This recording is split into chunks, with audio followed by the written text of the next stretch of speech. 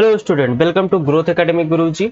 आज हम लोग सीएसआई या नेट 2019 से 2025 तक के क्वेश्चन को सॉल्व करेंगे। ठीक है, आज एक ही क्वेश्चन सॉल्व करेंगे। देखिए, जो भी हमारा ये सीरीज चल रहा है, सीक्वेंस का सीरीज चल रहा है पार्ट बी के लिए। ठीक है ना, जो हमारा ये क्वेश्चन सेशन सीरीज चल रहा है, ये सिर्फ और सिर्फ इस समय पार्ट बी के लिए 3 मार्क्स के लिए एक क्वेश्चन इसमें पूछे जाते हैं। ठीक ना, और ये क्वेश्चन सेशन जो हमारा चल रहा है सिर्फ पार्ट बी के लिए सीक्वेंस ऑफ रियल नंबर्स का, जहां पर हम लोग 2019 से 2025 तक अप टू तक जितने भी क्वेश्चन है, हम उस सभी क्वेश्चन यहाँ पर हम लोग क्या करेंगे, सॉल्व करेंगे। तो आज का जो क्वेश्चन है वो हमारा सीक्वेंस से, सीक्वेंस में क्या दिया गया है कि आपके पास दो सीक्वेंस है, एक ए एन एंड एक बी एन। और ए एन बी एन आपके पास यहाँ पे कुछ इस प्रकार से डिफाइन है। कैसे डिफाइन है कि ए एन इक्वल टू यहाँ पे आपको दिया गया है सम के हमारा 1 से एन पर है एंड 1/रूट के दिया गया है। नेक्स्ट दिया गया -2√n, ये हमारा ए एन डिफाइन है। बी एन हमारा कैसे डिफाइन है, बी एन भी डिफाइन है कुछ इसी प्रकार से सम के 1 टू एन से 1 से एन तक है एंड रूट के एंड माइनस यहाँ पे क्या दिया गया है 2√n+1। ये चीज दो सीक्वेंस आपके पास यहाँ पर डिफाइन की गई है। ठीक है ना, अब कह रहा है कि which of the following statement is true. आपको बताना है कि ए एन कन्वर्जेंट है कि बी एन कन्वर्जेंट है। मतलब यहाँ पे कन्वर्जेंट एंड डाइवर्जेंट के लिए यहाँ पे बात की जा रही है। देखिए, अगर आपको किसी सीक्वेंस को कन्वर्ज दिखाना है, राइट, क्या करना है, अगर किसी भी सीक्वेंस को आपको कन्वर्ज दिखाना है तो कन्वर्जेंट दिखाने के लिए आपको दो चीजें पता होनी चाहिए। क्या बता देते हैं कि अगर आप किसी सीक्वेंस को क्या दिखाना है, कन्वर्जेंस दिखाना है। ठीक है ना, कन्वर्जेंस दिखाने के लिए आपको क्या करना है, दो चीजें पता कर लेनी है। पहला चीज क्या पता कर लेना है कि वो सीक्वेंस जो आपके पास दिया गया है ये मोनोटोनिकली है कि नहीं, इंक्रीजिंग या डिक्रीजिंग कुछ भी हो। ठीक है ना, आपको क्या चेक करना है सबसे पहले कि ये क्या होना चाहिए, मोनोटोनिक होना चाहिए। ठीक है ना, सेकंड हमें इसमें क्या चेक करना है कि हमें ये चेक करना है कि ये हमारा बाउंडेड क्या है, बाउंडेड एबव या बाउंडेड बिलो, जो भी हो।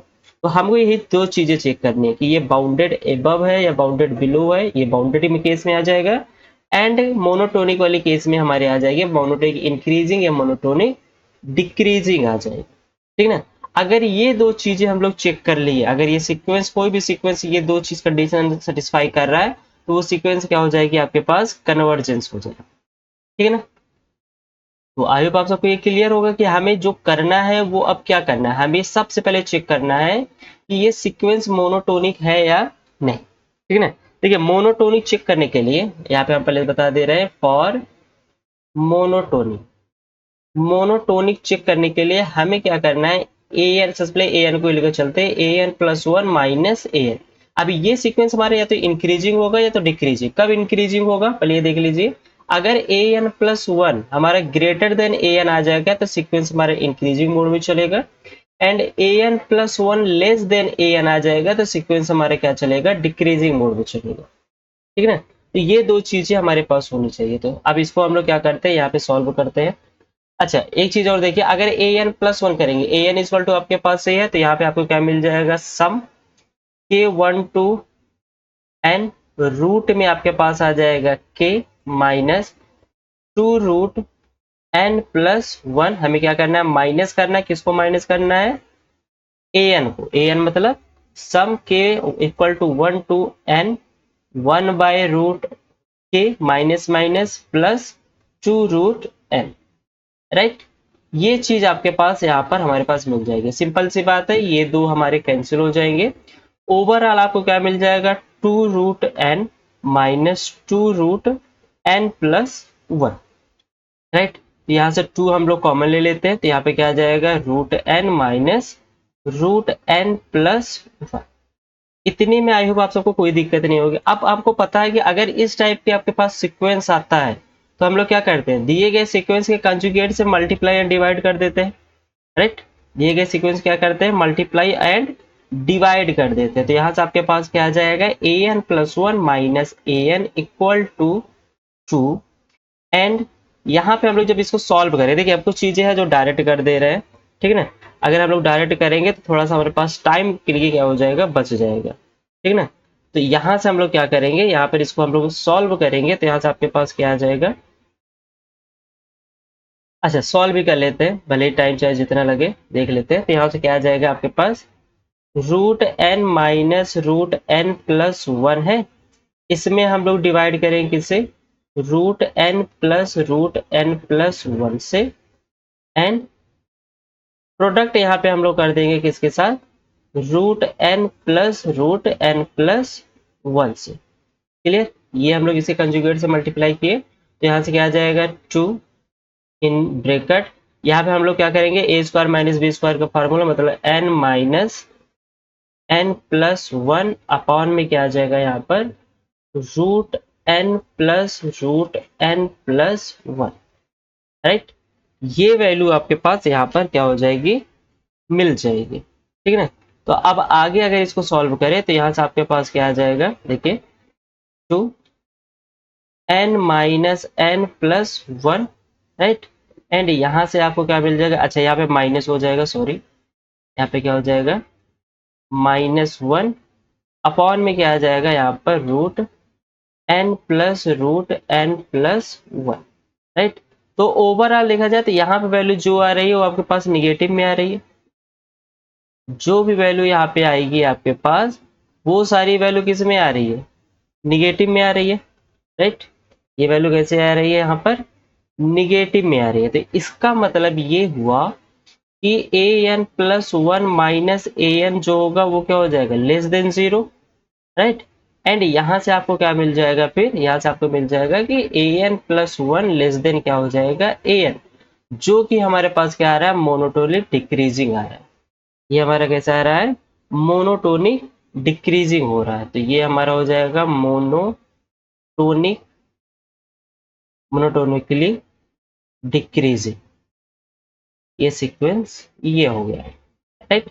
अब हमें ये पता, एक चीज पता चल गया कि ये सीक्वेंस मोनोटोनिक में क्या है, मोनोटोनिक डिक्रीजिंग। अब हमें बाउंडेड के बारे में देखना है, ये बाउंडेड एबव बन रहा है कि बाउंडेड बिलो बन रहा है, ठीक है ना। ठीक है, आगे बढ़ते हैं। अब यहाँ पे हमें बाउंडेड के बारे में चेक करना है, तो बाउंडेड के लिए हम लोग देखिए ए एन के लिए चेक कर रहे हैं। ए एन हमारे पास क्या दिया गया था, सम के हमारा वन से एन पे चला था, वन बाय रूट के माइनस टू रूट एन, ये आपके पास यहाँ पर वैल्यू मिली थी, right.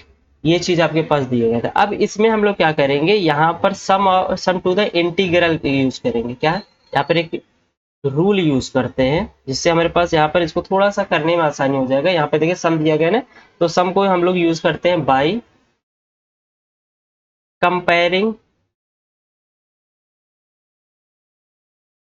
The sum to the integral, इससे हम लोग इसको क्या करते हैं, कंपेयर करते हैं, ठीक है।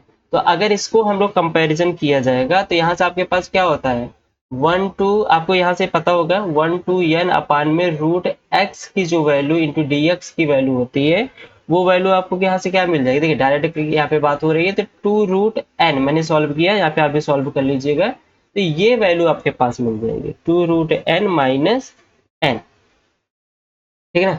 अब यहाँ से क्या पता चल रहा है, यहाँ से पता चल रहा है कि आपके पास जो ये सीक्वेंस ए एन है ना, ये बाउंडेड बिलो है। ये कैसा है आपके पास, बाउंडेड बिलो चलेगा, ठीक ना। ये सीक्वेंस आपका कैसा हो जाएगा, बाउंडेड बिलो चला जाएगा। तो इसका मतलब सीक्वेंस क्या होगा आपका, मोनोटोनिक कन्वर्ज हो जाएगा।